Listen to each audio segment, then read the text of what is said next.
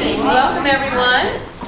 I'm MJ O'Leary. I am one of the co-chairs for the Women and Family Issues Committee. Thank you for coming out tonight. I thank our panelists in advance for being here to talk about this very important topic, maternal mortality, and what's the reality in the country, in the United States, and the reality in New Jersey. So thank you, everybody, for being here with us tonight. I'm not going to take up any more time because we really want to hear from the panelists. So I want to introduce our moderator for the evening. She is a member of the Women and Family Issues Committee as well. She lives in Montclair. Our moderator, and thank you, Lisa, in advance, is Lisa Hussain. Hand it over to you. Just want to give a little bit of context around some of the issues that will be covered today. So more American women are dying of pregnancy-related complications than in any other developed country. Only in the U.S. have we not been able to have the rate of women dying decrease. The maternal mortality rate is 13.7 deaths per 100,000 live births, and in New Jersey that rate is higher. And we have one of the highest rates of maternal mortality in the nation, which is pretty staggering when we think about the amount of wealth that we have in this state. Just from a global perspective, American women are 3 times as likely as Canadian women and 6 times as likely as Scandinavians to die from during and in the first year after pregnancy. In every other wealthy country, the stats the mortality rates are falling.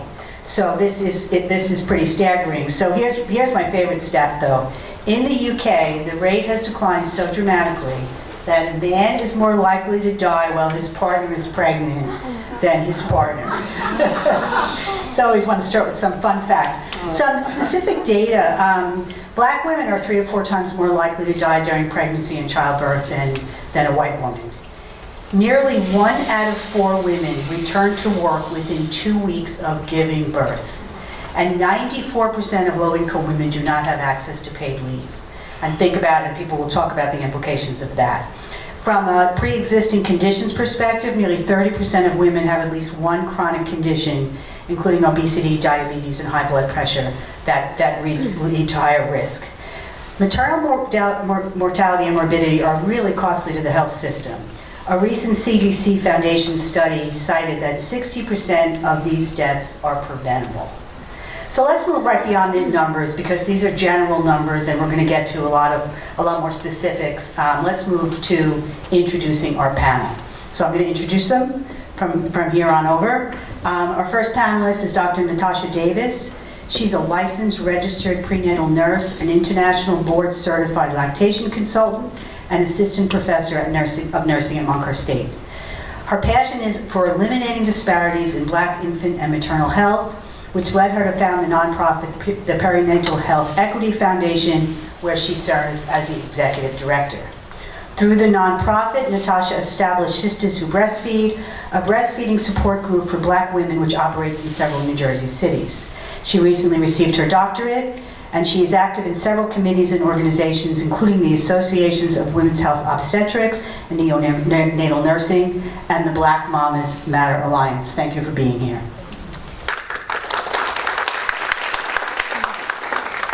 Our second panelist is Dr. Mary Ditri. She's the Vice President for Community Health at the New Jersey Hospital Association, which is a nonprofit trade association representing New Jersey's hospitals, health systems, and other healthcare providers.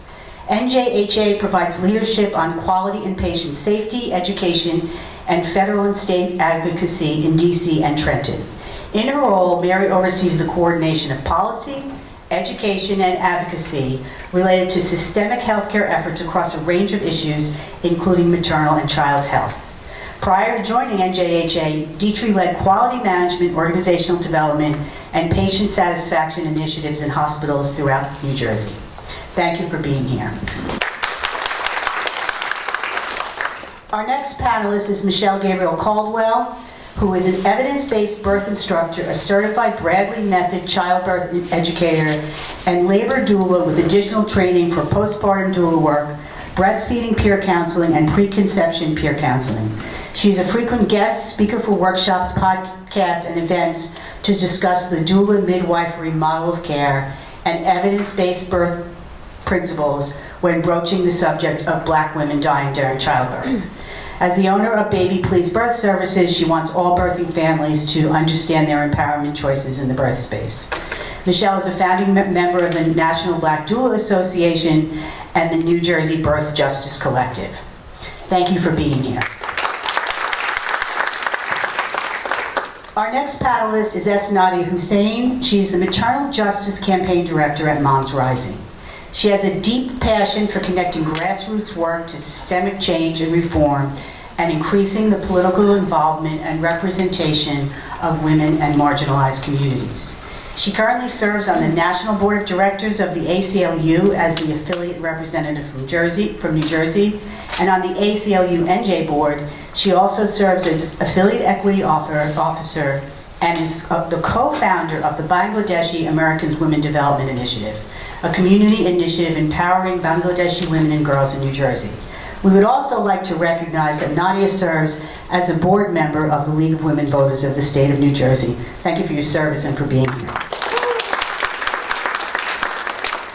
Our next panelist, Jill Wodnick, is committed to improving maternal infant health in New Jersey through her work at Montclair State University.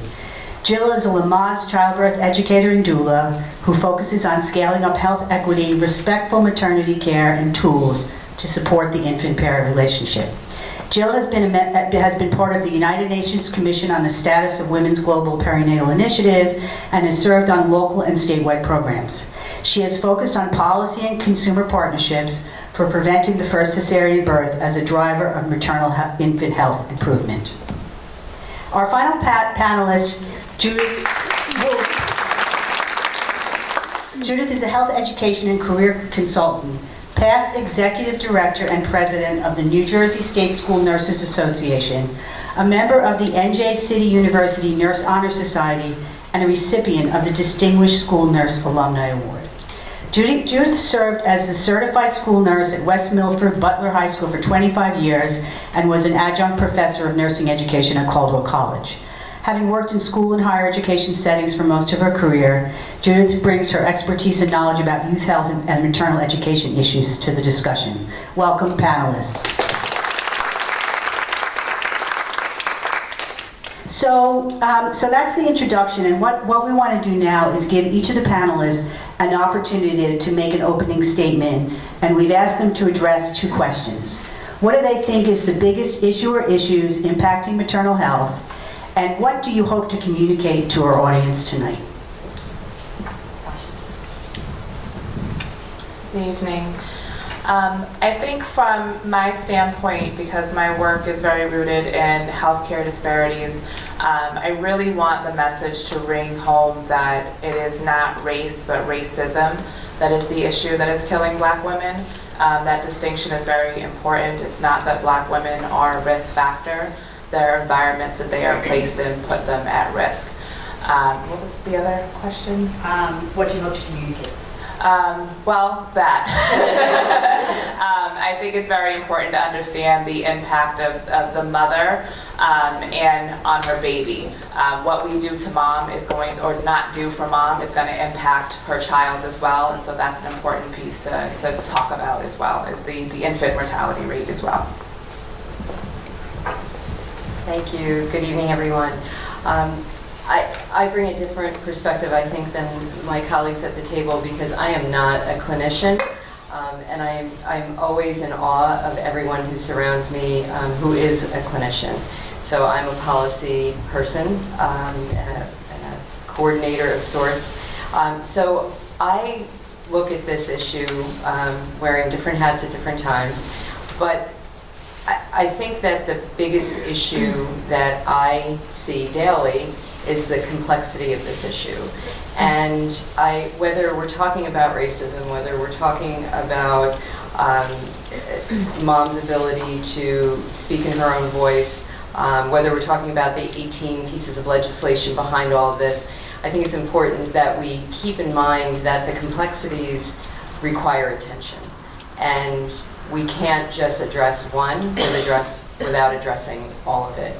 I think as you leave here tonight, I hope that if this is the first type of dialogue, first opportunity for you to engage in this dialogue, I hope it's just that. I hope it's the first time and you take it with you and continue to have a voice in this space.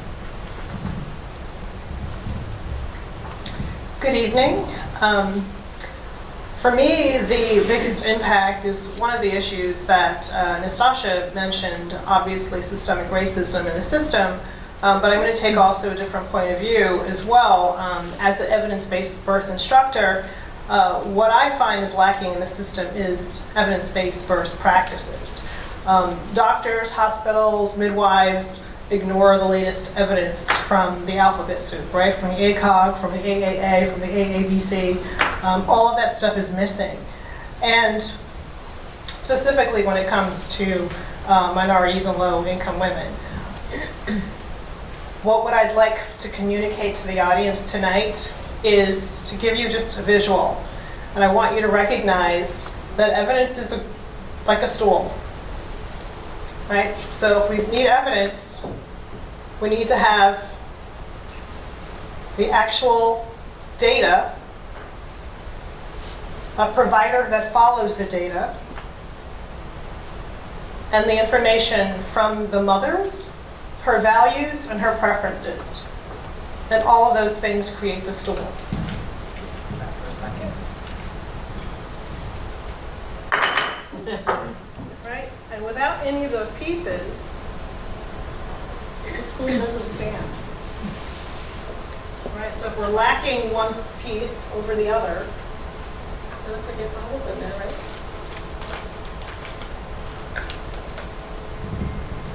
We can't have a leg missing. That's what I'd like for you to take away. Hi, everybody. Okay, it's working. Oh, hi. I'm Nadia, and also I'm not a service provider myself, or a clinician. But with Moms Rising, we're an organization of over 1 million members around the country, and one of the issues we work on is maternal justice. And I just wanted to say, when it comes to why we say maternal justice, I mean, what does that even mean? One of the things that I really would like to present and just uplift is the fact that when we talk about maternal mortality or morbidity, they are two different things. We might go into that later. That's an outcome, right? That's not a source. And so what we're seeing is an outcome of other things, other sometimes historical things, and processes and systems and structures that have led us to the point where we are today, that has led us to the racial disparities that were mentioned, that has led us to having the worst maternal death rate of any developed country, that has seen our state be 45 out of 50. Even though New Jersey is seen as progressive in so many ways, that's still true. And Black women in New Jersey die at 5 times the rate of white women, which is higher than the national average. So when we say maternal justice, the reason Monifa Bedell, who's my director at Moms Rising, she came up with that term, is because you have to look at the whole life. What is the entire environment? What is happening outside of that pregnancy? A healthy person becomes a healthy person that gives birth, right? What does their environment look like? Is there generational trauma involved? What is the economic situation? What is the education access? What is the food? We can isolate things into silos. Like, okay, this is the maternal outcome. Now, how did we get to that outcome, right? That outcome, the seeds of that were planted sometimes a long time ago. And so one thing I'd like to impart today is that looking at the breadth of motherhood, of health, of systemic structures, of history, all of that is so relevant to how we got here today and what solutions we need moving forward. And one thing that I would like to I hope that you that attended all here get from this is education is so important, but so is listening to moms, listening to women, trusting Black women. And I think what you're seeing, part of a big problem, is that women are not allowed to trust themselves and given the reins to their own bodies and their own health in the process, and to the detriment of society, our families, and ourselves.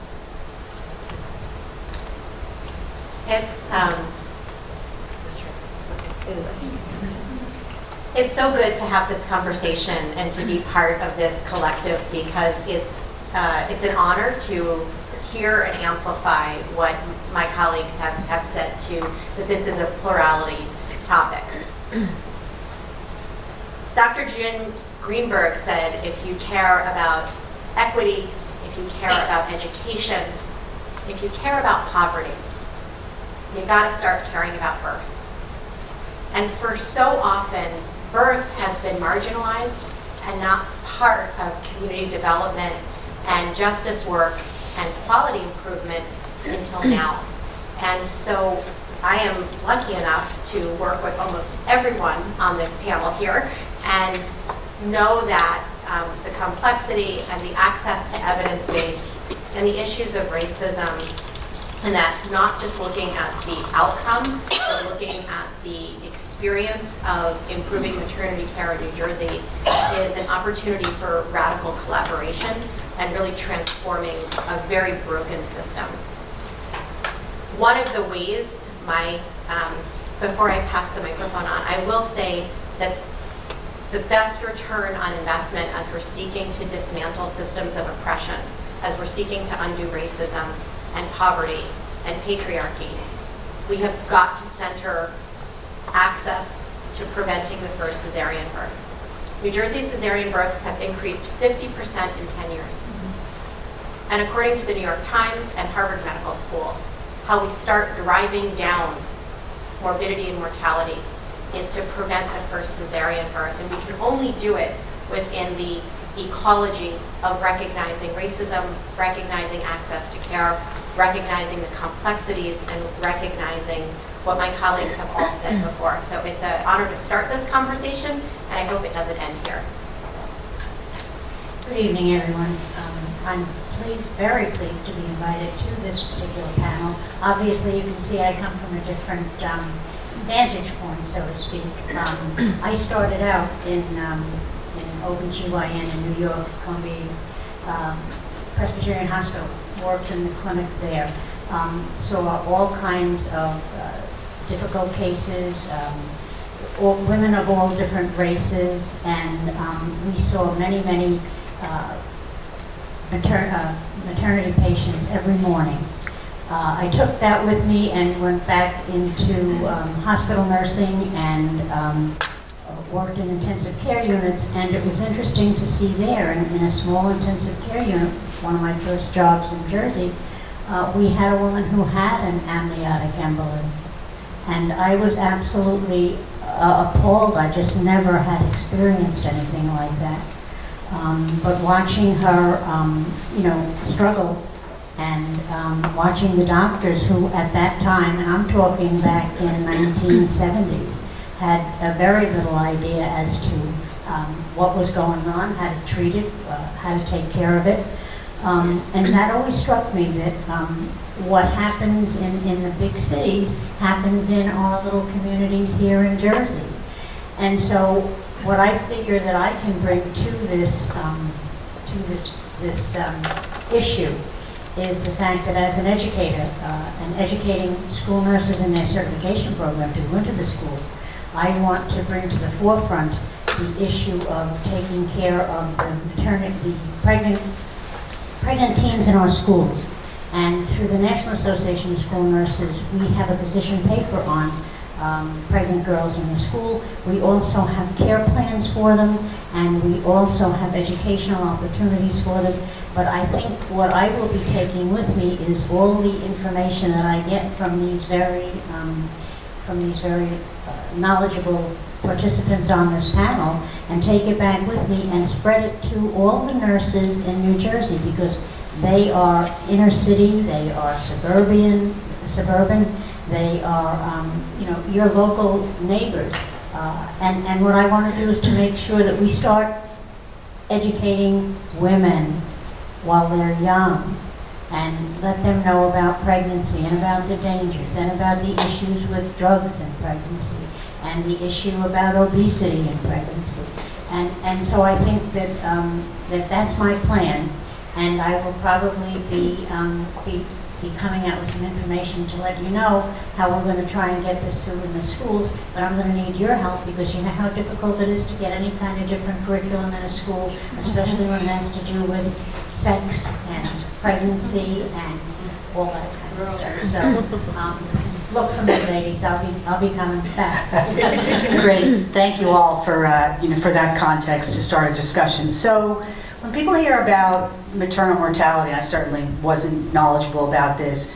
We assume that that deaths occur during the birthing process, but in fact, the statistics are that 38% of deaths occur while the woman is pregnant. 45% occur within the 42 days after delivery, and another 18% occur within that first year. So that's the time frame that we're talking about, from the point of time when the woman becomes pregnant until until the baby is a year old. So that's sort of the context around it. And what we're going to do, my first question is going to be directed at Mary. And so, Mary, we do see significant maternal deaths post-pregnancy. How do we empower women to be strong advocates for themselves during pregnancy and postpartum? For example, identifying signs and symptoms that are out of the norm and acting on that. Getting professionals to see, not just look, and actively listen, not just hear their concerns.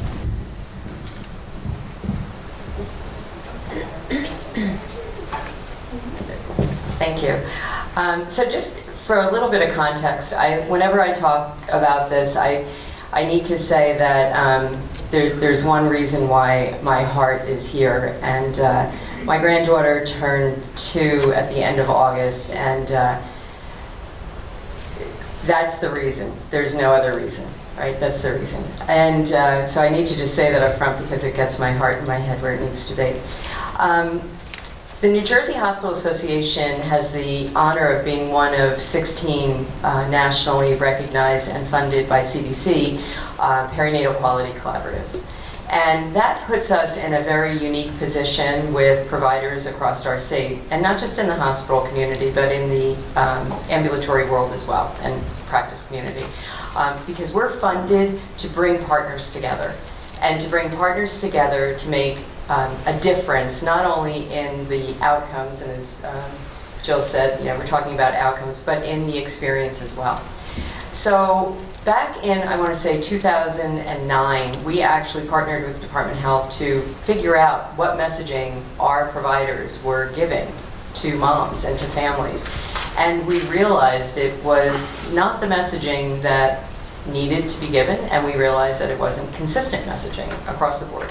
So we started working together collaboratively to form perinatal safety hubs and collaboratives throughout the state to work on messaging and to work on opportunities to improve clinical outcomes. But I'm going to put the clinical outcomes over here for a second because that doesn't apply to this particular question. Early after probably 2011, 2012, we had the honor of hosting a gentleman at one of our meetings, and Jill, I believe you were there for this, and it was a very raw opportunity. A gentleman whose wife unfortunately passed away 6 days after pregnancy, after experiencing an infection that went whether it was untreated, unrecognized, unacknowledged. And he stepped forward with his mom and formed with Rutgers University the Tara Hansen Foundation. He came to speak to us very early on. It was very raw, it was very powerful. And his message about empowering women and allowing women to have voices, encouraging women to have a voice in their own pregnancy, delivery, recovery, healing, growth with their child was so important. So we've taken on support of the Rutgers Stop, Look, Listen campaign. We help providers implement that campaign within their organizations. It not only is a campaign that focuses in on empowering moms and families, but also empowering providers to have the conversation with moms and families. Because moms and families can talk as much as they want, but if providers aren't going to listen, then the voice falls on closed ears. We've also partnered now with AWAN to bring all of our hospitals, and primarily the nurses within the hospitals initially, into an educational format for post-birth warning signs. And that too is an educational program that helps nurses have the tools and the resources they need to engage moms and families in the conversation. There are many different initiatives out there. We recently worked with the March of Dimes on what we called the One Goal campaign, getting mom and baby to the first birthday together. Now, of course, we want them to continue past that first birthday, but that initial messaging and acknowledging those first 42 days and the importance of post-birth. Hospital stays are 2-3 days at the max, right? You know, hospitals are just a short blip on the radar for moms and pregnancies and babies, but it's an important 2 or 3 days. It's a very important 2 or 3 days. So we have a captive audience, and what can we do to change that?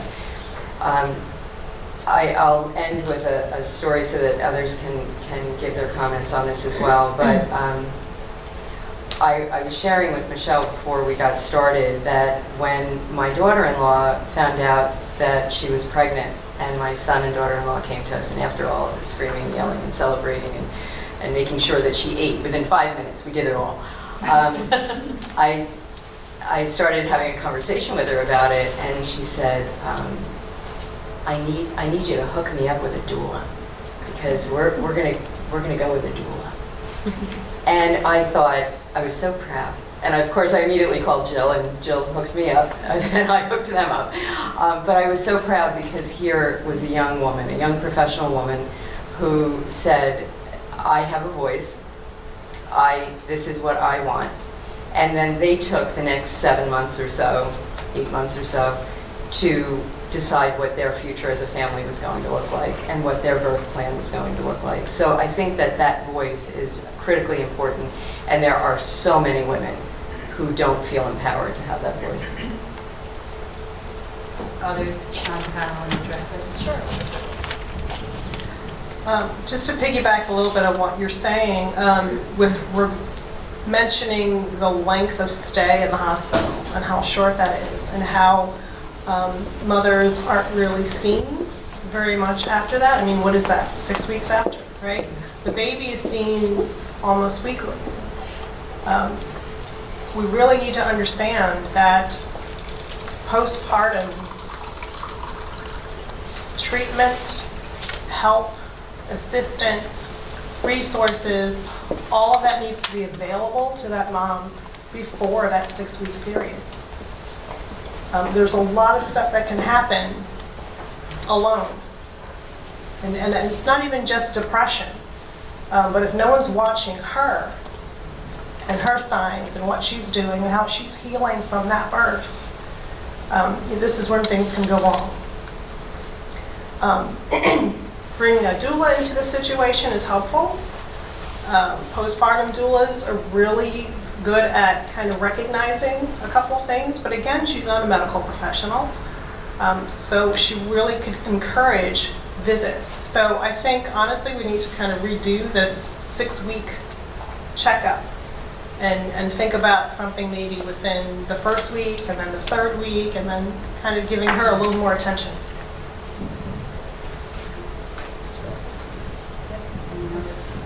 I didn't know if that was Jessica. Yeah. So, you go ahead. Oh, yeah, I just wanted to add, women definitely do need to be empowered to use their voice, but to echo what Mary said, if the physician is not hearing that voice, that message isn't going anywhere. And so when we talk about implicit bias and racism, that plays a role in how what is being said is heard, because sometimes and oftentimes it is being communicated. And I can think of, Shamarni Gibson, who died 2 weeks after having a C-section recently, a New York woman. Just got finished taking her maternity shoot photos, was beautiful. Had a C-section, had some complications that were told to her physician were happening, ignored, and she died. Okay, when we talk about Kara Johnson, who also, her husband, vehemently advocated for her and said, something is wrong, she's bleeding into her Foley, this is not normal, okay? By the time the problem was eventually addressed, it was too late. And we know with women during pregnancy, once they go down that path, it's you can't bring them back from that. If you're not listening early on, by the time you start to have physical symptoms that are happening, we're looking at blood pressure and things like that, those things hold steady until they bottom out. And so by the time you decided to listen, it's now too late. And so those are things that we need to look at. And just from a nursing academic standpoint, this is where it's starting with my students. That this needs to come in medical school, this needs to come in nursing school, this implicit bias training needs to be talked about before they have entered the health profession and become part of the problem. So we need to think about how are we designing our education programs for our medical professionals, because they are the ones that are entrusted with these women's lives. So that's actually a perfect segue to the next topic, which is around at-risk groups. So what we want to do is just address at-risk groups and what can be done to provide education and support, and what are the impediments to reaching these risk groups. So I'm going to go back to you and ask you to more specifically address what you see as issues specific to the African American woman that need to be addressed. I'll echo what I recently said. It's really the listening. The voice of the Black woman is often ignored, it's not heard. And so when you speak up consistently and no one listens, that quiets your voice. You don't want to continue to speak because that voice isn't going anywhere. We know that these disparity rates in New Jersey, I think the newest literature says it's now 4 to 5 times our maternal death rates, so it's going up. We're not improving. And the CDC recently released a report this year and have identified racism and structural racism and implicit bias as part of the problem. We know that these are preventable deaths. So we have a lot of work that we need to do there. But I think for Black women specifically, they need support. They need support that looks like them. And I think when we look at our state of the organizations who are doing work in Black communities, they are not Black-led organizations, and that matters significantly. There are very few of them in this state. Mine is one of them, but I am only in one pocket of the state. Funding Black women to do this work in the community matters a lot. The same people get the same money all the time. It's not spread through the organizations who are physically in the community that are doing that work. There's a huge trust factor that we need to talk about. If the woman does not trust you, if that hasn't been established, and that's not just because you're a Black person that they trust you, that relationship has to be built as well. But there needs to be more community resources of people who look like them that are going to be able to support them. And so we need to be able to make pathways for those things to happen. Helping women to form these organizations in their communities. I was able to found a nonprofit on my own without that support, but other communities need that. And so we need to be bridging those pathways and helping those things to happen as well. And then I think we have to involve the fathers and we have to involve the mothers. The father is often in this room silent, not being addressed at all. I can't tell you how many times people come into a room and only talk to the mother, and the father is like he's not even sitting there. He is a big piece of how this is going to go, and he is her support person. So if we're not educating the two of them together, we're missing a big chunk of that pie.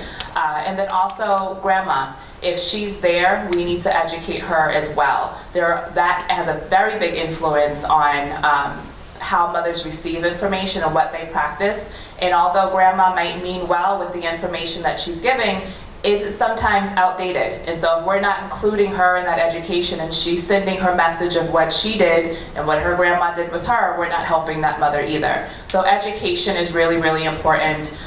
Teaching mothers to make informed choices is important. Oftentimes mothers don't know they can say no to certain things. And so we need to have them empowered to be able to do that as well. And then again, I just want to lean back on our babies. Our infant mortality rate has, for the Black community, has not changed. The newest March of Dimes prematurity report has come out, and though as a state, our rates have decreased, for the Black community, it has not. And I think we're at 48% of all premature births are from Black families. So that starts with the mother. And so if we're not doing right by mom and we're not taking care of her early, then we're going to have these premature births that potentially end in premature deaths. And then I think the last thing I want to mention is the education piece. We need to do a better job with making sure that we have that education out there and that moms have access to it. And then that understanding that access doesn't necessarily mean that they're getting quality care. Where they go to receive care matters significantly. And I know there's a community that I'm currently working in where there is a hospital that women could easily go deliver at, but they choose to bypass that hospital and go deliver somewhere else because they're having a better experience delivering outside of their communities. So those are things that really people need to be looking at. If there's a hospital down the street and you're choosing to go 15 miles somewhere else, that says a lot about what that institution is not doing for that community. And so we need to be able to call that out when it's happening. Racism is not a dirty word, and neither is implicit bias. And implicit bias does not mean that you're a racist person. I think those two words get intertwined very frequently.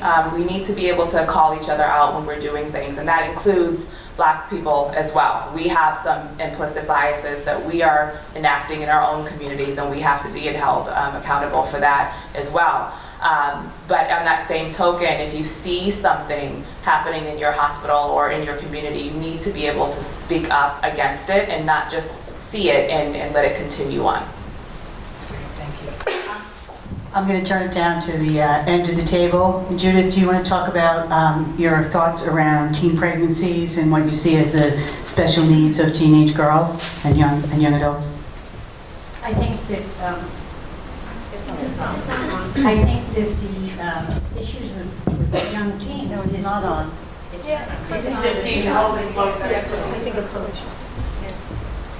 Closer to you. I've never been asked to talk louder.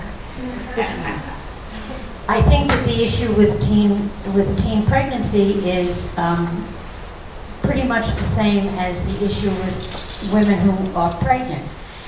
The problem with teen pregnancy is that the teens know very little about their bodies, their bodies or their reproductive organs, or how to take care of themselves with their women's issues. In the schools, I will say this as some kind of hope. The National Association of School Nurses has care plans for students who are pregnant, and in that it covers many of the things that you're talking about. So it's a good way in the schools for them to be educated. Unfortunately, some schools don't even have a school nurse. Some schools have to share a school nurse. If you're in a private, well, that's a topic for another day. But my thoughts are for these pregnant teens, what I would like to see them have is the ability to have either school-linked or school-based clinics where they can be seen by a nurse who is, well-versed in maternity and educating the students about their bodies. That would all be covered in a plan that students are entitled to. Pregnant girls would be considered students with a disability. So with a disability, they're able to have a 504 plan and accommodations made for them in school. Unfortunately, I don't know that many schools are doing it. I have had conversation with gals from Essex County in the Newark schools and in Irvington and districts like that. We have 566 school districts in New Jersey. We certainly should be able to educate these pregnant teens. We certainly should be able to take care of them. We certainly should be able to make sure that they stay healthy and not only address the issues of their pregnancy, but their chronic conditions, asthma, high blood pressure, obesity. We should be able to address that at a young age. That's not addressed once a girl is out of high school or college or whatever. Whatever she's learned in the schools, that's going to take her through her life. I find that if a lot of the young girls aren't going to college or getting any further education, they're not learning more about women's issues, about their bodies, about their reproductive parts. Years ago, we had colleges, Montclair, I know for one, had a good clinic set up for the young girls, and we used a book, some of you might remember it, I don't know if all of you are as old as I am, but Our Bodies, Ourselves. and I used it to be able to, I brought it into the high school. It wasn't on the approved list, but it did give me the opportunity to be able to show students what their reproductive parts were like, what pregnancy was like. I talked about this before we started the meeting about showing labor and delivery and birth, and the girls, some fainted, some kids asked to be excused. They had never seen anything like that, and their exposure to it was nil. Very little education comes from parents as far as sex education, about birth control, about venereal disease. Listen to me, see how old I am? About sexually transmitted issues. And, you know, HIV and AIDS. The other issue that really concerns me about the young teens is the issue of drug use. And I was reading something this morning about girls going into a clinic, this is in Indiana. The one girl said that she wasn't able to get an abortion, so she was drinking and smoking pot. And then some of the others said, well, they couldn't, they couldn't stop the drug addiction, and it was hard. My thoughts are, moving forward, since community outreaches have many of the, and high school nurses work a lot with the opioids, and we have to give Narcan. I'm sorry, I'm digressing. We have to give Narcan in the school, but I think maybe it might work better for us if we would be able to have some of the resources where they take students who are addicted and they take them in for counseling into the treatment programs, that we can develop some type of a treatment program for students, pregnant teens who are suffering from opioid or drug addiction. So that's a good segue to the next topic that we're going to discuss, which is another risk factor is just pre-existing conditions. Obesity, diabetes, high blood pressure, and drug use are all significant contributors to maternal mortality and morbidity. So I just wanted to throw this out to the group, just any thoughts you have on what strategies can be employed to make sure that health factors that put women at risk are identified and managed. I'll jump in and just say, when you were giving examples from the opening remarks on better outcomes in other countries, in the other countries that were being profiled, there is universal health care. And if we don't acknowledge that in the United States, many women are not able to enter their pregnancy with any assessment or treatment of pre-existing conditions, you're comparing apples and oranges when we look at other countries and the delivery of health care. I want to take a different perspective also on risk factors and say, according to Consumer Reports, the biggest risk for a low-risk, healthy mom walking in to have a healthy, full-term, head-down baby is the hospital she walks into. And so to somewhat change the narrative from blaming women and really look at systems of accountability and systems of transparency to get high-value maternity care, and that we are in a fragmented system, both in terms of not having universal health care, and then for someone who gets public insurance, that public insurance ends shortly after the baby's born. So I have a different response to, just the different biomarkers. They're important, but they don't always tell the fuller story that I think is important in these macro level conversations.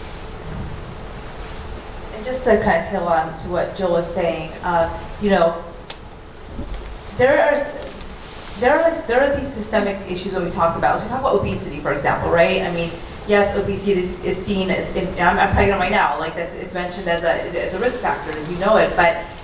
But so much of what we're talking about, like, is, well, oh, mom, what are you doing? What did you not get? Why did you not go to prenatal care? Why are you obese? Why can't you lose weight? Why didn't you lose the weight before?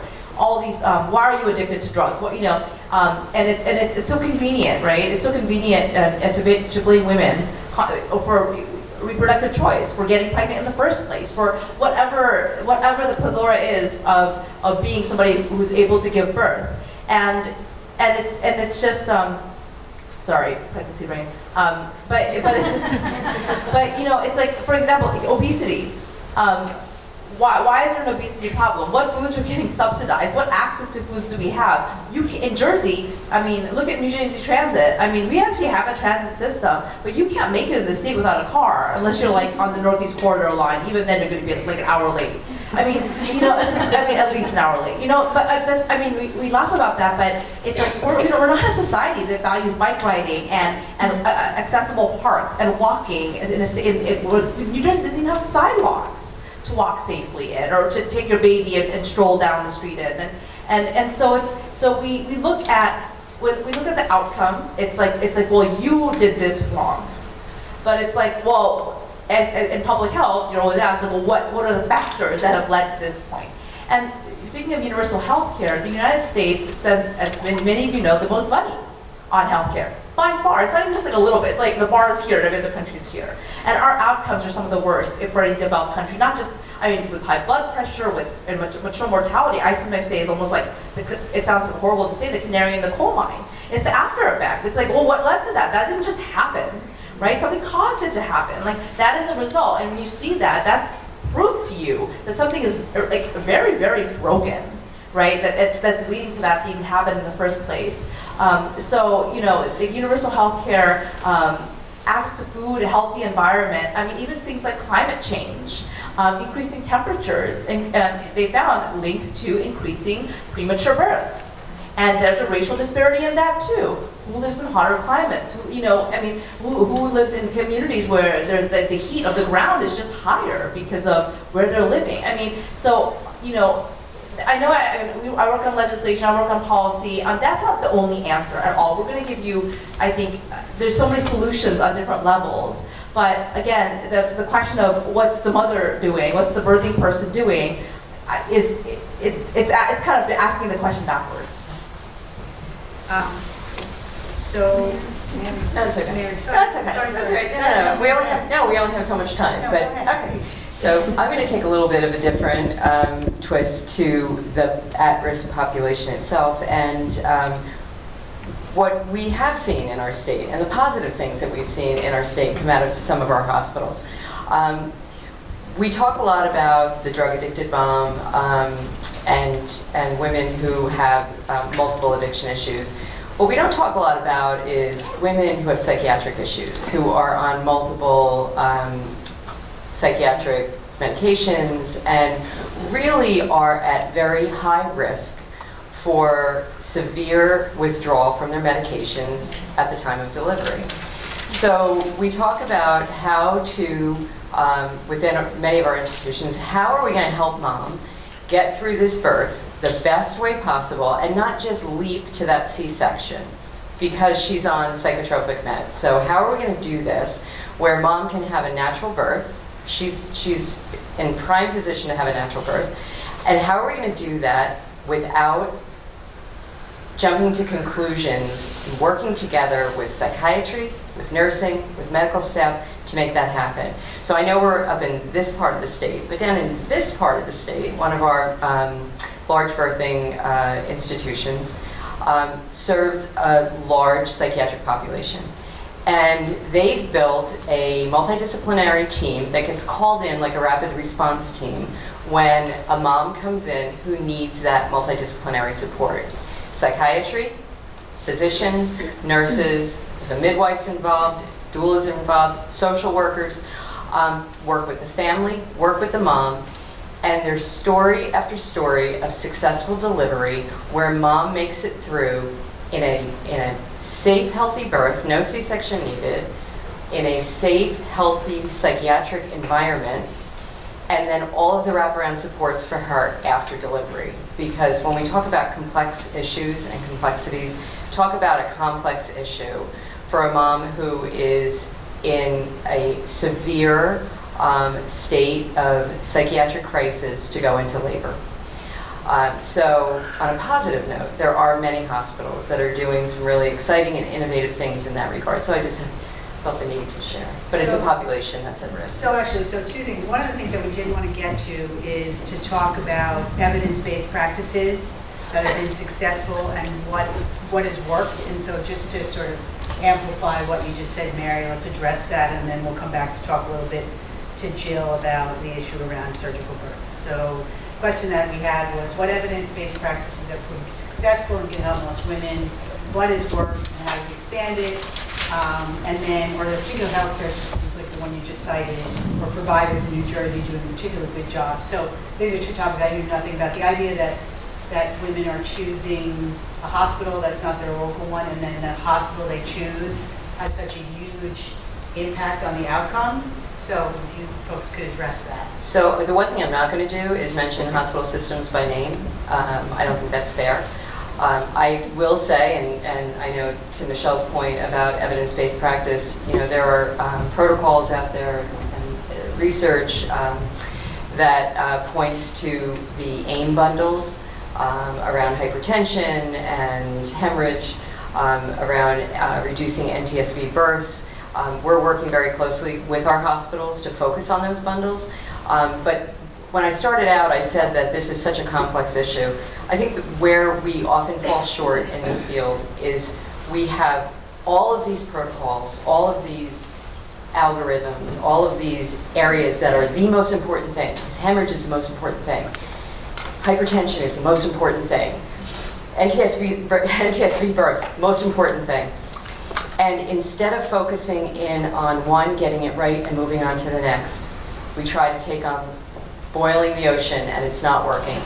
So our 49 birthing hospitals in New Jersey are all involved on some level of implementing the ACOG AIM bundles. Some are doing better than others. Some are further along on the continuum. Some have taken more on than one. Some are successful at all. So I look to our birthing hospitals in New Jersey and say we've come a really long way. Our NTSB C-section rate in 2014 was over 35% in this state. In 2018, we're below 26%. And it is an incremental trajectory, but it's a trajectory going in the right direction. It doesn't happen overnight, but I agree with what Michelle said early on, is that the evidence is key in implementing sustainable systems of change that are going to work for moms and babies, and I think it's the only answer. So I'm just going to say, trauma begets trauma. If you're in a system that isn't getting it right, how are they going to actually get it right for the mom? How is she going to walk into that space and feel cared for and feel like she's in that right space? So finding the right hospital, finding the right provider, all of that needs to be married together. And if one place is doing one thing and the other place is doing another, and they don't marry, then she's going to get kind of wobbly care. What we look at with models, or what actually is best practice, the midwifery model of care is the best practice, hands down, because it's patient-centered. And it looks at not all of the stuff that can go wrong with birth. It looks at this individual, and it looks at who and what she's doing, and what her birth is like, what her pregnancy was like, and it manages her. That's it.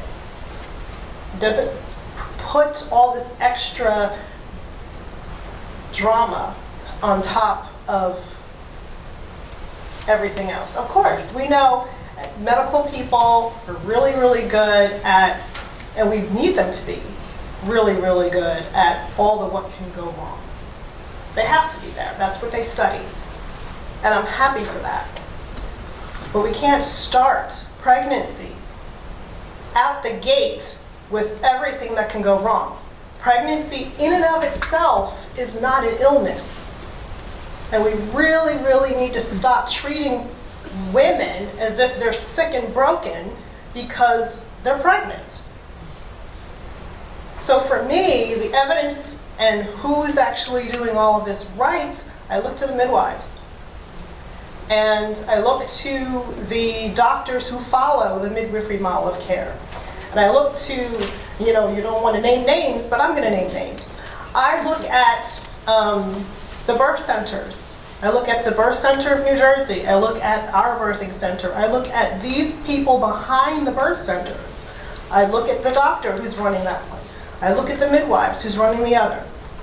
I haven't met the midwives at St. Peter's Hospital, but there's a new birth center there, and I'm happy for that. These are spaces that are going to give people choices. And when you have choice, you're a little more empowered. And you actually can do some things about your birth. So does that tie into the concept of a maternity plan? And do people have thoughts around, the idea of maternity plan, prenatal, birth, labor? And is that something that the midwives do? And do you thoughts about, about the idea of a maternity plan and how they would work? I think, and I know you posed that question for me to talk about today, and the maternity plan. And I think, in and of itself, it's not a bad thing to have a map, if you will, as to what you want to do and how you want to manage that birth. Pre-pregnancy, also, it should be taken into account. It should be part of the pregnancy. It should be postpartum. And it should encompass every single person and every single provider that this mom is going to touch. Now, in your question originally, you had me prepare was whether or not doulas are going to be part of that discussion. And to be honest with you, what doulas do is that already. We already have a plan. Or I don't like to say plan, I like to say preferences. Because it should be a living, moving document that changes upon whatever differences or whatever situations come up. So Jill, do you want to just talk about, I know that you're really passionate about the surgical births and everyone this topic. Do you want to talk a little bit more about that topic? Yeah, I also want to just really center some sensitivity and attunement when we talk about cesarean births, that we acknowledge that a real birth is happened for a family. And although I have a lot of data on it, I never want data to be misinterpreted as a judgment. I acknowledge that a family has been born, and that sometimes even talking about the method of birth can be sensitive and sometimes even self-doubting. Birth is part of human sexuality. And Judith, when you were talking about, the students not knowing their body parts and not knowing about pregnancy, we have to really frame this in human sexuality. And so respect, consent, privacy, and the treatment of those with dignity is really important. So I bring that paradigm of respectful maternity care as the framework of the dialogue when I do get asked to speak about preventing the first cesarean birth. And why we prevent it is because there's short-term and long-term outcomes for the mother-baby dyad, impacting respiration, digestion. For the moms in particular, the lack of access to vaginal birth after cesarean in New Jersey is something that is so seminal. And to talk about New Jersey maternal health, and I'm so glad these conversations are happening, to center the role of midwives, to scale up birth centers, and to make sure that access to vaginal birth after cesarean is part of high-value care that families can get. So if we are preventing the first cesarean birth, we're changing the trajectory of a woman's reproductive life. And it is something that really requires much greater engagement, not shaming or blaming, but individuals, but looking at what happens when a woman and her partner or the birthing family walk through the doors of a clinical facility.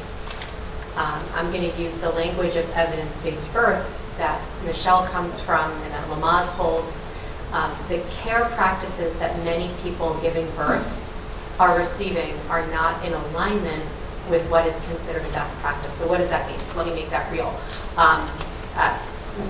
Right now, in the year 2019, 3 out of 5 women are not able to get out of bed when in labor in our clinical facilities. And I'm not talking about those with epidural anesthesia. That's an outlier. I'm talking about the process of physiological birth.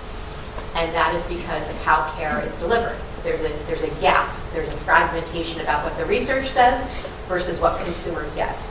And it's that gap which we need the spotlight in and we need systems work on. And so that's why, coming back to models that we know that work, the midwives, the birth centers, the family-centered experiences will improve outcomes socially, emotionally, and physically for families with respect. So I wanted to, we're running short on time, and I did want to talk about funding and legislation, and I wanted Nadia to address some of the challenges around access to paid leave. I know that legislation, fortunately, in the state has passed. Please. Oh, sorry, I don't have a microphone. So we're going to talk about funding and legislation as our final topic, and I wanted to recognize that there have been some positive direction with our the new government in New Jersey, and there are laws that will be going into effect in 2020 around family leave. But evidence shows that returning to work too soon puts both stress on the mother's body and jeopardizes the health of the mother and the infant. Yet 94% of low-income women do not have access to paid leave. So obviously this is an issue, an economic and a political issue in our state. And I wanted Nadia to address some of the practical challenges in getting prenatal and postnatal care for low-income women and women who have to return to work. Well, the one good thing is New Jersey is one of 6 states that actually has some kind of paid leave for birth, right? Meaning they can at least get a percentage of your income after you give birth, not just the birthing person, also for people who are adopting a child or a baby, for bonding, and also for partners. They can also take time off and get paid. So that's just one good thing that New Jersey has had for a while, and even New York State just got it. I mean, they got it recently. So when it comes to paid leave, that's another thing. Like when we talk about, I was talking about the different branches of what lead to a maternal situation, right, or maternal outcomes. We have no paid leave at all. We don't have we don't have any paid leave at all in this country, in the United States. I was visiting the Philippines a few weeks ago. And I was in my first trimester, and I was at a wedding, and the bride, I was hanging out with her in the car, and I told her we don't have paid leave. She didn't believe me. In the Philippines, we say, oh, the Philippines is still considered a developing country. She was like, you're joking. And she was like, there's no way. Like, it blew her mind. She couldn't believe that there was no paid leave. Like, it was so barbaric. And that's the thing, it is barbaric. It makes no sense that there's not paid leave in the United States. But in New Jersey, Governor Murphy did pass a piece of legislation. I wish I could say I was the expert on it. Jill might actually have some more information. And there's a Time to Care coalition. So you go on Time to Care, New Jersey Time to Care. Incredible. And League is also part of it. There's some great information, and also the Department of Labor has some really great handouts and printouts. So there is some great information that goes into the nitty-gritty. If any of you have questions in particular, I would also refer you to go there. But the paid leave part is crucial for different things like infant mortality. What we've seen nationally actually is that Black infant mortality goes up when a Black mother is forced to go back to work and not take care of, and not have the opportunity to take care of her child like she would want to. And there's also paid sick and family leave, right? The ability to take time off if you're sick. And when you give birth to a child, great, you have a baby. Well, babies get sick, toddlers get sick. I don't know how many of you had, my kid started pre-K and he got sick every month, okay? So, but I get to work from home, and I work at Moms Rising, and Moms Rising lives its values. That is incredibly a huge privilege of mine, but that should be the privilege of everybody, okay, in our state. No, the governor is supportive of this, and also the raising of the minimum wage is another thing that has happened, $15, that hasn't been implemented yet, but I think July? July 1st. July 1st it's going to be implemented. So these are all positive strides, because we talk about health systems, but economic systems, economic disparity, lack of economic access, good jobs, wages, flexible work weeks, right? Paid sick and family leave. I mean, those are all part of the same packet of what leads to proper maternal care, both postnatal and prenatally. Another thing I wanted to mention just really quickly, not as much paid leave, but a Medicaid expansion. So right now in New Jersey, there's a bill, there's actually been a couple of bills, but one was to extend Medicaid post-birth to 90 days, but there's another bill that goes to 180 and another one that goes to 365. Now, we'd love to see 365, but of course, as you can imagine, there are budgetary concerns, although, you know, if you budget, whatever. But the point is, I'm trying to supporting the 180 for now, because that's the most feasible, and maybe that one might actually come to pass. But expanding Medicaid is really another crucial way to really impact the postnatal access to care to a year after birth, but even to 180 days would make a very big difference. And for prenatal, you know, like I keep saying, healthy moms, healthy people give birth to healthy babies. So, being able to have a paid sick day is also very important, to be able to take care of yourself, to be able to even, heck, to even go to prenatal appointments. I mean, another good thing is the first lady in New Jersey just started Nurture New Jersey, and in her, which is bringing together all these different stakeholders, right, in the grassroots level, in hospitals, legislators, the different health departments, to really come together and look at maternal mortality and morbidity. And one of the things, she had a convening a few weeks ago, and one of the things that was really mentioned a lot was transportation.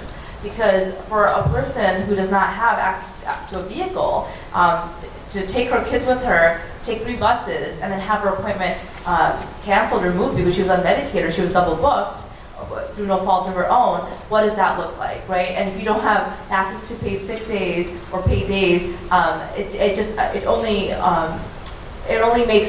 creates a situation that's kind of unwinnable for a person who is wanting to get pregnant, who is pregnant, or who's given birth, to even make it to these appointments after. So all of these things really work together. They're all part of the same puzzle pieces. They're all linked. They're not disparate, separate things.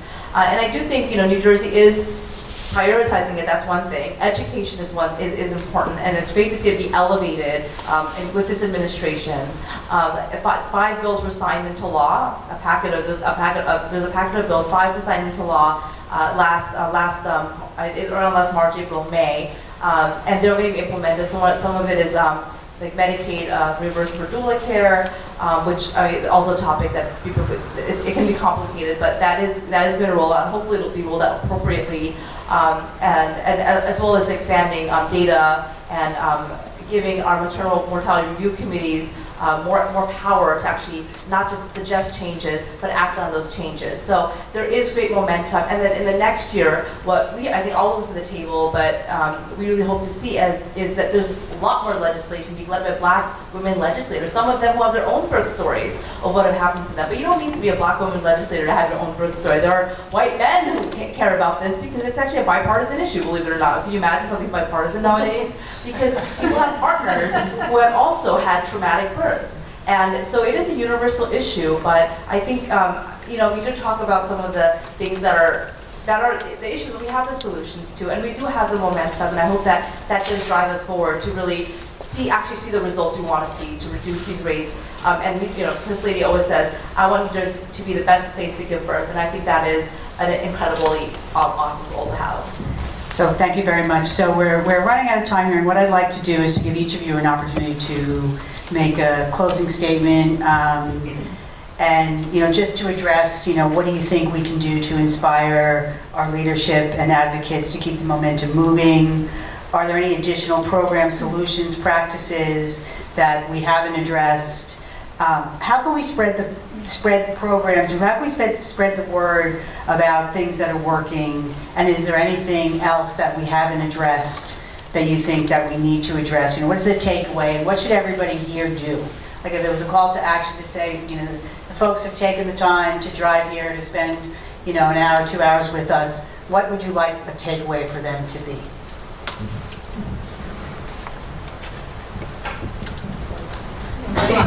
It is. So what do you feel like has been left unsaid? And I want to speak as a nurse for a moment, and a nurse who has worked in low-income communities. And I don't know that you guys in the room have the power to make a dent, but with this issue, if you deliver in a low-income community, you are more at risk and you have less access to resources, and the staff there is less educated. And so when I look at the conferences that we hold in this state, who has access to attending those conferences, where they are placed and located, they tend to not be, one, affordable. Being a nurse does not mean you can pay $325 to go to a conference, right? But if that's where the education is being delivered at, how else do you access it? So we're not creating a stream for nurses to even access that information. And I've worked as a clinical instructor in a number of these low-income communities, and they don't have hemorrhage protocols, some of them, okay? That shouldn't be a thing, but it's still happening. And so why is that information not getting in those doors? Is it because they don't have access to the resources? Is it because they don't have the money to pay for the resources? Those are things that I would like people to begin to consider as we're planning conferences and continuing education for the staff, is how people can actually realistically access that information so that they can actually translate it into practice. I feel a lot of what we do, and I think the education and the messaging is important, but we have to go beyond the messaging at some point. We can't keep talking about maternal mortality and we don't have any plan to fix it. I've sat in a number of different places talking about this. It's very hard. It's emotionally taxing to keep having that conversation about Black women dying all the time and then continuing to see it happen. We need a plan for how we're going to move that forward, and we need to begin to look outside of New Jersey at states who are beginning to get it right. California is one of those states. They have amazing protocols that many hospitals should have in place. They are reducing their C-section rates. Their maternal deaths are going down. So there are places in this country who are doing it right, and so we need to start looking to other people who are doing those things. Michelle is very familiar with Jeannie Joseph, the JJ Way, who she is a midwife and she has a practice and she has been lowering outcomes. And so there's clearly something that she's doing that can be taken from and modeled and put into other communities. So we need to look at the communities who are getting it right and being able to pull in those resources to make things better for us here.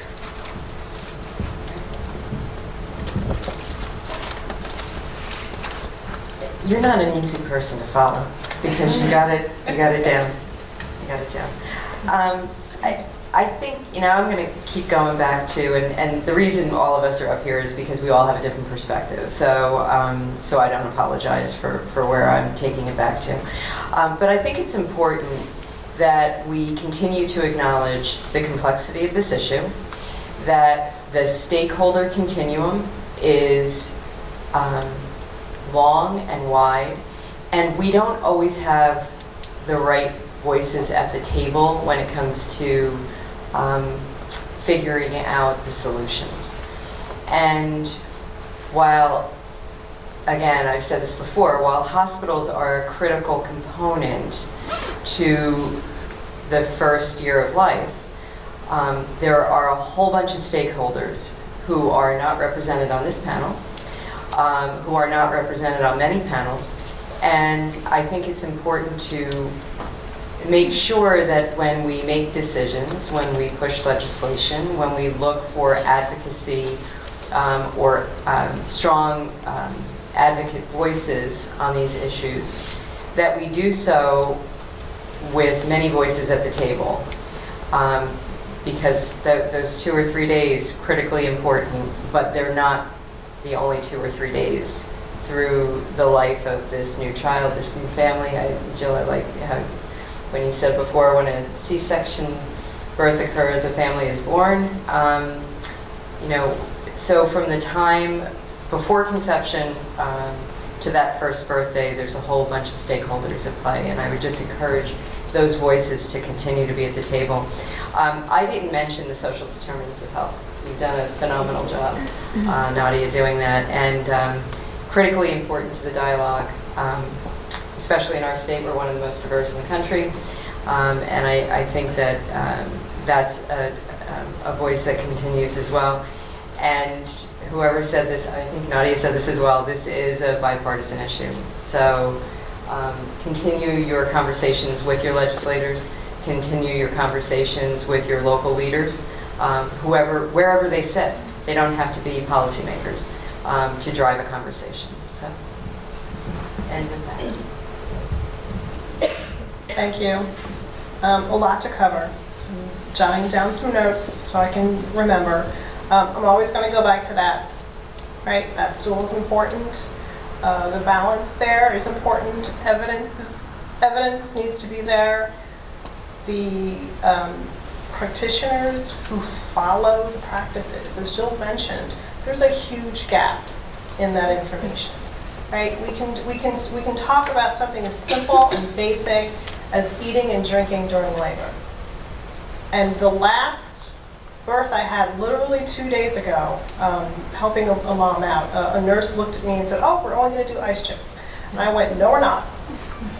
She's going to get through labor. She needs to eat something, and she needs to drink something."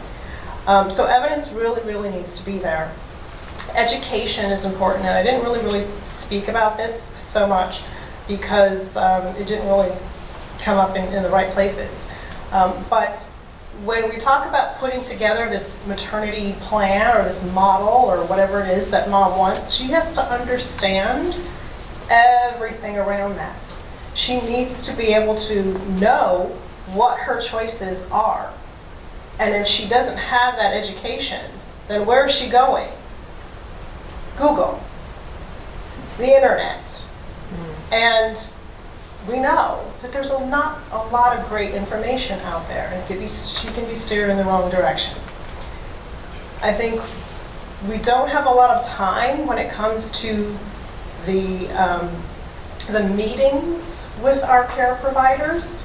We spend way more time in the waiting room than we do face-to-face with our doctors. That needs to change, right? And accountability. What hospitals, what doctors are not practicing evidence-based birth care? They need to be called out. There needs to be like Yelp reviews or something, whatever it is that people can say, "You know what, girls, don't even go there. He's not going to listen to you. She's not going to listen to you. Your birth plan is going to be laughed at." If someone has given me a birth plan and I hand that over to you and you just roll your eyes, run. That's not the place for you. Models of stewardship, you talked about that before, recognizing who's doing it right and elevating those voices and elevating those people and letting everybody else know why they're doing it right and share those practices. I feel personally that every single doctor and every single midwife should have on board or on staff a childbirth educator and a doula. Because if you don't have time to sit and talk to your client, then you need at least be able to provide that resource for them. And lastly, what I don't like to hear is after a traumatic birth or all of these experiences, even, just, "Oh, mom and baby are doing fine." Mm-hmm. Surviving birth should not be the end game. How she felt, her experiences, her birth story needs to be empowered.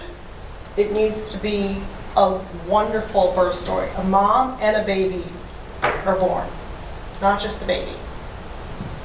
I'm so glad you said birth story. That's what I was going to say. I'm so happy. I hope that all of you at least learned something. Maybe it's one nugget or maybe lots of nuggets today. But telling your story is so powerful. Storytelling. Our birth stories mean something, and the more the more we talk about our birth stories, whether it was a good birth, and this is what went right, whether it was a near miss, whether it was a traumatic birth, and let me tell you, I mean, telling your story can be re-traumatizing, so also making sure that we're mindful and supportive and loving in that process. But telling your story is, and you could be like, well, I gave birth 30 years ago. Well, guess what? You are more likely to survive than I am. 30 years ago. I mean, that's true. So, I mean, every birth story matters, and it's important to say that. And for example, when I started doing this maternal justice work, and I started, getting into it, telling people, like, maybe friends who've given birth, they have kids grown up, maybe they're pregnant, or they had just given birth. So many shared that this happened, their C-section, or they almost died on the table, or they almost bled out twice during both births. I mean, it's just, I'm like, what? Like, I mean, I saw your Facebook pictures, I saw, the baby shower, I saw the after pictures, and like, because people don't post. I mean, of course, there's a reason. I mean, it can be very traumatic, but it's incredible, not necessarily in a good way, how normal it is. It's seen as normal that you almost died at birth. Mm-hmm. Or you couldn't walk right for 2 years because of something that happened with an epidural. Or no one told you about getting pneumonia after a C-section. That your rates of getting pneumonia could actually go up after having a C-section, or how to properly take care of a C-section because you were so drugged up, nobody really broke it down for you. Or you were handed a bunch of pamphlets and you were supposed to memorize that while trying to pick up a baby with a C-section scar that was getting infected. We're talking to each other. If you have a story, and maybe you're like, wow, something did happen to me, and I always wanted to say something, but I just never did because I thought, well, I'm just tough enough. Oh, you're a woman, you gave birth? Oh, it comes to the territory. No, it doesn't. What she just mentioned, that should be coming with the territory. And for too often, our trauma has been seen as normal. And especially for Black women and women of color. And so that's one thing, I can say you could actually do if you have a story, a blog, you want to share on your blog, a Moms Rising. I'm going to be pitching Moms Rising only because we are a platform that does offer up certain avenues of taking action, right? So Moms Rising has an open blog. I wish we could pair bloggers. We don't do that yet. We're hopefully moving in that direction. But it is a platform if you want to cross-post something, or you just have something to get off your chest that you want to talk about. And we promote it on our social media. We have huge social media reach. Also, we have a story collection. So we have a birth story collection. I'm sorry I didn't get to bring them with me today. I actually have some in my car. But we have a birth story collection of birth stories from almost every single state that people have submitted, whether it was their own story, a story of a loved one. And those stories we don't use it, but we uplift it to policymakers, hospital administrators to look at what people are saying about what happened, the good, the bad, whatever, right, during birth. So if you have a birth story, and let's say what I just said resonated with you or somebody you know, you could go to momsrising.org and submit your story. You can do it anonymously, or you can do it with your own voice and your own name. And we get reached out to a lot by media outlets that do want to hear from moms, and it's just about connecting those dots. Also, if you care about some of the legislative work that's happening in New Jersey and federally, we have petitions that we deliver to elected officials in Trenton, in DC, so you can take action on maternal care. We have meetups, sometimes there'll be congressional roundtables around maternal care, and we'd like to invite our members to. Membership is free. So, to be a member, you just go on momsrising.org, put your email in, follow us on Twitter, follow us on Facebook. We make it as accessible as possible. So just, if you are moved and you want to take more action in the advocacy space, that's another avenue of where you can get involved. And just, there's other things happening. Fair Work Week. There's a Fair Work Week campaign happening in New Jersey now. So there's all these things that surround birth that we mentioned today that you can get involved in. New Jersey Time to Care Coalition is one of them. Just look up Fair Work Week campaign New Jersey. A lot needs to happen, and you can actually, if you want to activate, there are places you can activate. I'm going to just plant the seed toward reform, and hopefully that can be part of how we look at transforming and improving maternity care in New Jersey. Pay equity for midwives and the parity that is needed for a healthy maternity care system. So these are seeds to plant for the next time we gather. I want to end in the sentence that birth matters. It's as simple and as powerful and as seminal. It matters the way women and families are treated. A year ago, our country was watching as the question of survivorship and sexual assault got national, federal headlines and investigations. And that was able to be a watershed moment for the #MeToo movement. And I have seen Me Too in maternity care. People in this room that I call colleagues and friends, I'm going to acknowledge that they probably have had their own experience of seeing Me Too in maternity care. Respectful maternity care isn't just nice words. It's an indicator of quality, and every person deserves it. Wow, I'd like to think they saved the best to last, but I'm only the beginning, because I'm starting with our young pregnant women. And the one thing that I want to get across to everybody is that I don't think that pregnant women should be, young pregnant teens should be treated any differently than other women who are pregnant. There should be no shame in the fact that they're pregnant. And I think that we should afford them the same respect and dignity that we afford to all pregnant women, because they're going to give birth, and children are our future. So I'm just going to close with a couple of little vignettes. Knowledge is power. If these young women know about their bodies, if they know about birthing, if they know about childcare, they will be certainly better off. I know, and deep in my heart, that I can push this through the school nurses. Of course, they'll tell me this is something else I've given them to do. But since I'm no longer executive director, I'm just going to do it from a different end. And school nurses will do it because it's evidence-based practice about pregnancy in teens. We are able to create care plans for students in school, but after listening to some of the speakers here this evening, I've thought about including different things in it, and one of them certainly is the emergency care plan included in their pregnancy care plans, because schools now have a medical response team, and they certainly need to be aware of something like that with our pregnant teens. So I thank you all for bringing that back to my attention. And I do know that legislation is very important, and legislators look very kindly towards education in the schools.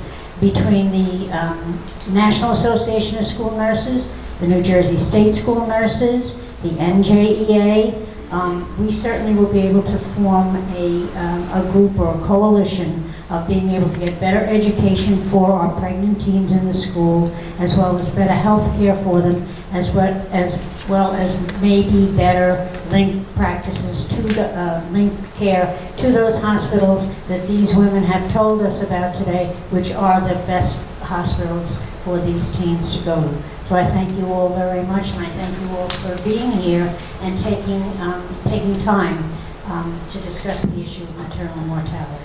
Thank you very much, all of you. This has been incredibly illuminating. It's been a great conversation. So I think we're going to have to wrap up, but we can, if anybody's milling about and any of the women have a couple of minutes, or anyone wants to hear my birth story. I had one child in Australia. My first daughter was born in Australia, my second daughter was born here. And if you want to talk about the difference between having a national health care plan and then being on private insurance here, and how much better my experience was from the moment that I got pregnant and went to the doctor to the first year of my daughter's life. I actually moved when she was a year. The difference in the experience was so dramatic. And so, it's just, that's like a personal birth experience of, two countries, both very advanced, both very wealthy, and the way that the entire well baby and well mother care. So that's my story. Better? In Australia? In Australia? Oh, light years. So I don't want to take any time, but I'm gonna post my story. Thank you all so much.